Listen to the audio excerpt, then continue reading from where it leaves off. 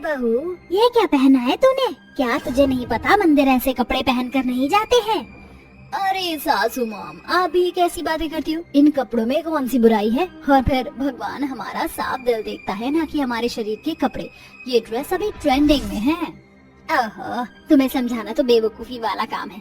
इससे अच्छा तो मैं तुम्हें कुछ कहती ही नहीं। चलो, जैसा तुम्हारा दिल करे वैसे कपड़े पहनकर मंदिर चल लो।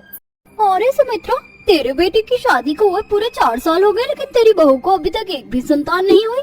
आखिर माजरा क्या है? बस अब क्या बताऊं, मैं भी अपने पोते को देखने के लिए तड़प रही हूँ, लेकिन मुझे तो समझ ही नहीं आता कि आखिर भगवान क्या चाहता है। हर मंदिर में चले गए, बड़े बड़े डॉक्टरों से इलाज करवा लिया, लेकिन बहू को कोई संतान ही नहीं हो पा रही।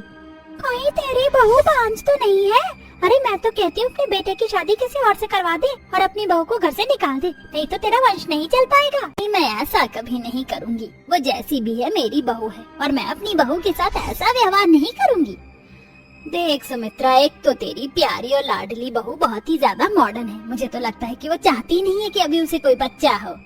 आप सभी ने पेट भर कर नाश्ता कर लिया और मुझे लगता है कि अभी आप सभी औरतों को अपने घर जाकर देखना चाहिए।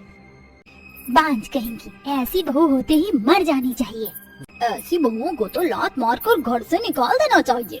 सासू मॉम, आपको रोने की जरूरत नहीं है। मैं जानती हूँ कि आप बहुत ज्यादा परेशान हो मुझे और बच्चे को लेकर, लेकिन मेरी बात मानो, एक न एक दिन इस परिवार को एक वंश जरूर मिलेगा।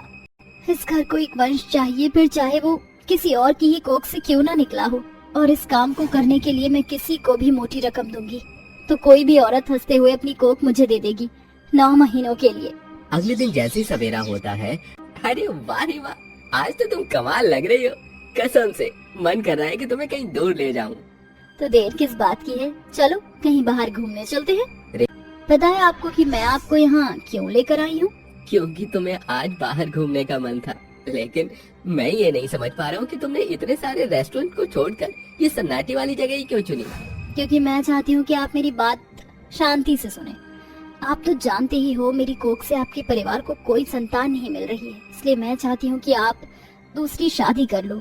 रेवा, तुम ये कैसी बातें कर रही हो? मैं तुम्हें बहुत प्यार करता हूँ और बच्चे के लिए मैं तुम्हें छोड़ नहीं सकता। तो मैंने कब कहा कि आप मुझे छोड़ो? दरअसल मैं चाहती हूँ कि आप दूसरी शादी कर लो किसी गरीब घर की लड़की से। जब आपको उससे बच्चा मिल जाएगा तब आप उससे दूर हो जाना और मैं उसे बच्चे के लिए ढेर सारे पैसे दे दूंगी। लेकिन ऐसी औरत हमें कहाँ मिलेगी?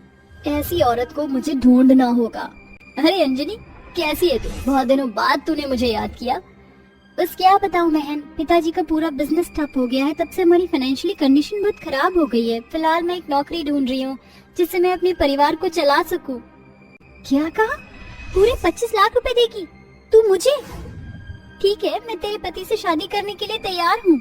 अरे रेवा बहू, आज अंजलि की पहली रसोई की रस्म है। अरे क्या जरूरत है पहली रसोई की रस्म को करने की? वैसे भी तो एक न एक दिन अंजलि यहाँ से चली ही जाएगी।